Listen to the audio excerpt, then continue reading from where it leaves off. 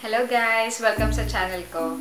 Sa mga bagong viewers, hi! I'm Krista, or you can call me Ista na lang.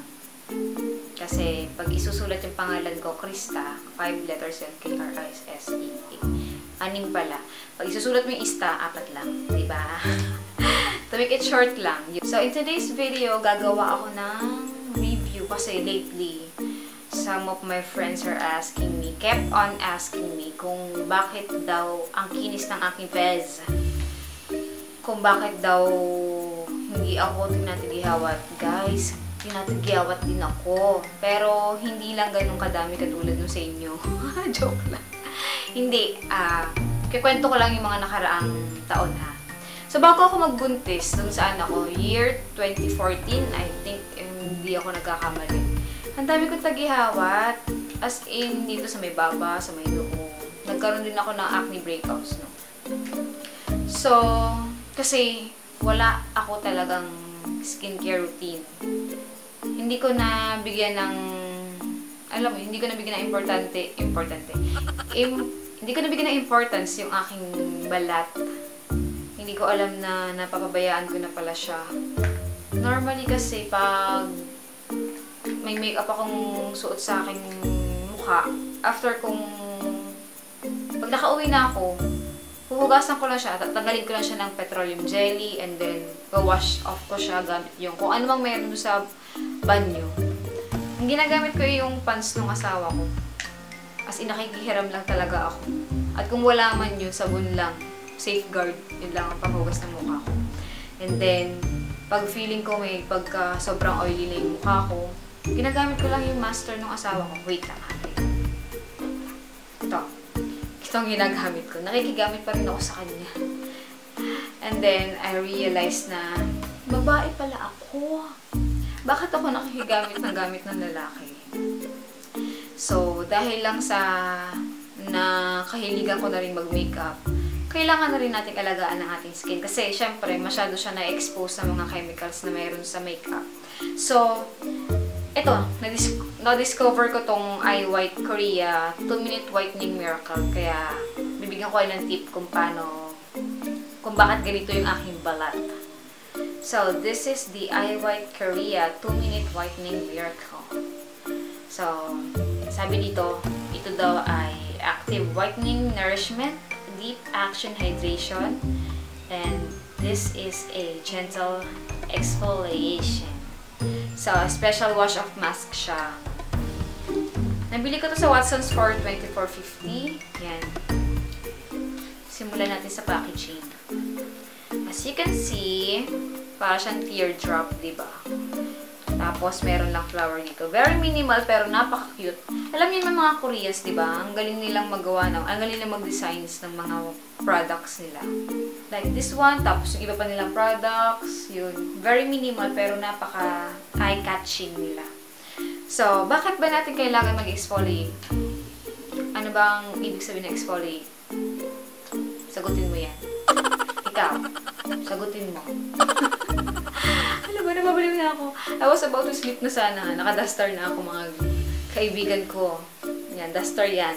Dress, arte. Nanay na kasi, kaya kailangan mag-duster. So, bakit pa naman nag-uusapan yung duster ko? So, bakit natin kailangan mag-exfoliate? Kasi, ganito lang yan eh. As we get older, hindi, simulan natin sa ability ng skin natin. Ang skin natin, meron siyang ability na mag-shed ng dead skin cells. Pero habang tumatanda tayo, as we get older, bumabagal din yung ability niya na magtanggal ng dead skin cells. So, we need to help ourselves na tanggalin yung mga dead skin cells na yan. Kasi ano ba nagagawa ng dead skin cells sa inyong mukha? So, pag may dead skin cells ka, madali kang magmukhang matanda. As in, lalabas lahat dyan ng signs of aging. Ang benefits ng exfoliation ay yung pinakamadaling paraan para may revive yung skin mo, your dry skin. Alam mo yung after mo mag-exfoliate, mararamdaman mo na sobrang smooth niya kasi talagang natanggal na yung nakapatong na dead skin cells dyan sa inyong mga mukhang yan. So next is, it fights, yun na, yung signs of aging.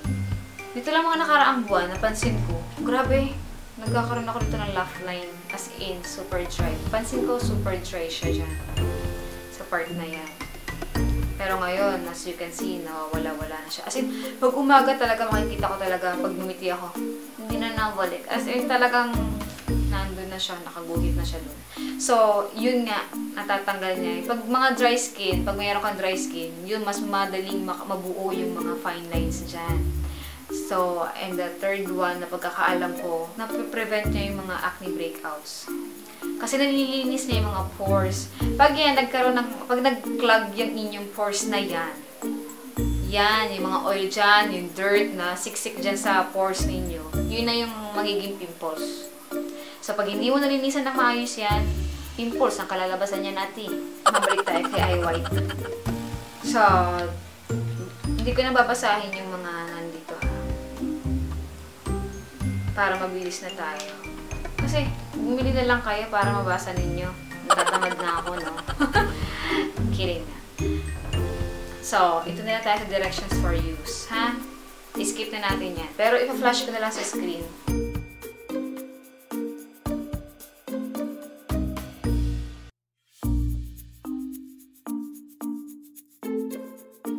Directions for use on a cleansed and dry face. Apply a sufficient amount all over, avoiding the eye area. So, I already washed my face. And then, once the mask is spread evenly, just simply leave it on for 1 to 2 minutes or until the gel's texture turns watery. So, bubuksan ko na siya at try na natin siya. Gagamitin ko tong aking choker. Joke lang. Ano ba ito tawag dito? Rubber band. Rubber something. Hindi ko alam. Basta ito yung nilalagay dito para hindi mag-anak yung mga buhok natin. Lagay nyo nga sa comment box kung anong tawag dito. Kita ko lang ito sa ano. Yan, para natuloy akong... Ano ba yun? Diyos ko po. Tsaka ako. Para mas makita nyo yung mukha ko, no? Yan, na-tsaka naman talaga ako. Nasaan na ang guntings? Oh my God, I thought. So, lalagay ko siya dito sa aking daliri. So, ito yung kanyang consistency. This is a gel texture. Ay, nalagay. As yung amoy niya, fresh. As in, para kang naligo. So, lagay lang natin sa aking mukha. Avoiding the eye area.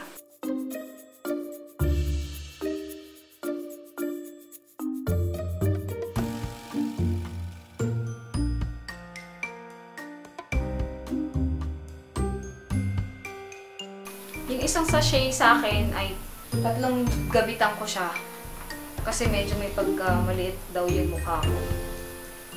Sabi ng ibang tao, maliit ba ang mukha ko, guys?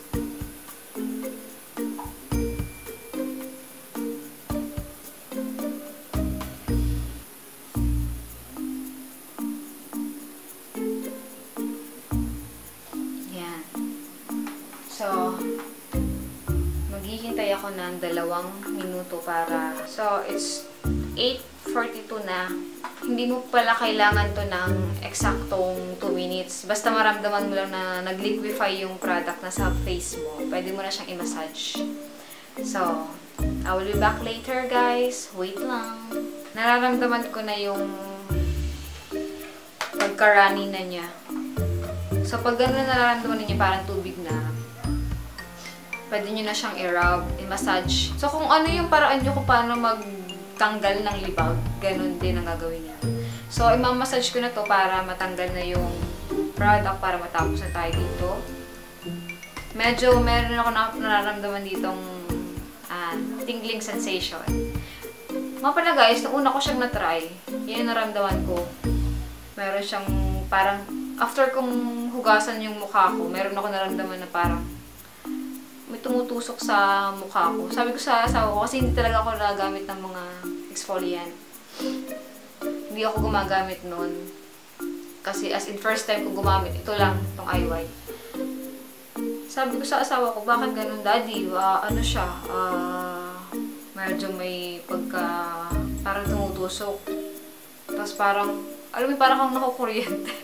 Hindi ko alam, pero yung resulta, ang ganda talaga. As in, ang smooth ng skin ko, ang puti ng mukha ko, as in, napawaw talaga ako. So, ito, hindi na ako dadaldal para matapos na tayo dito. Kung nakikita ninyo, may mga libag-libag. Yun yung product din. Pero merong konting sumasama dyan, dead skin cells. Yun yung ginagawa ng eye white. So, ang maganda dito, gentle lang siya. Hindi siya katulad ng ibang product na sobrang harmful na sa inyong mga balat. Yun ang gusto ko dito. Gentle lang siya. So, ito na. Iwawash ko lang siya, guys. I'll be back later.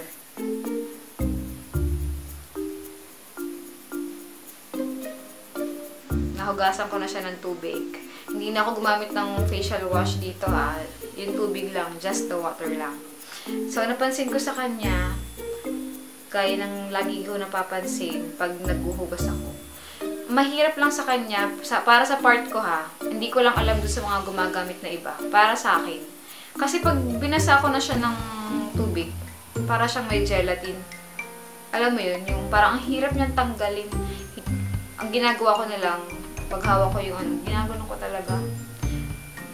Ganyan. Kasi as in, ang hirap talaga niya. Ang hirap niyang hugasan para sa akin. Para sa akin.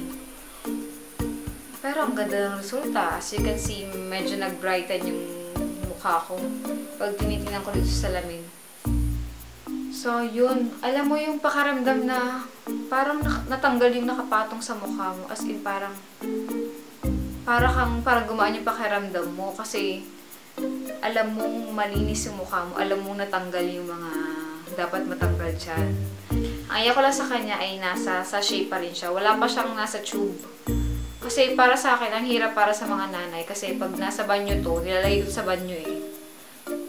Pag nakita ng mga anak ko, medyo, lalo na yung lalaki kong anak, para gusto niya lagi paglaruan itong gamit na to.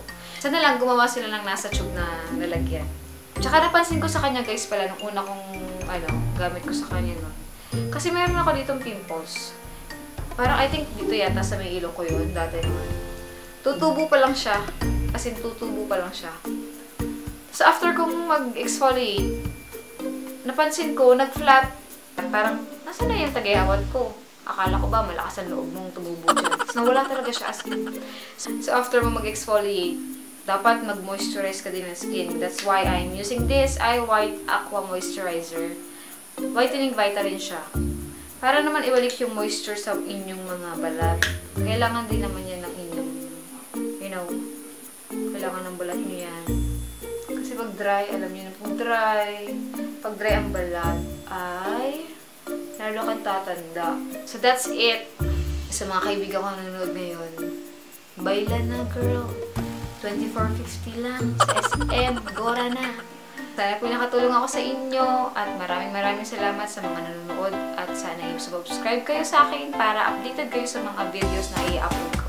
So yun lang at bye-bye. Good night.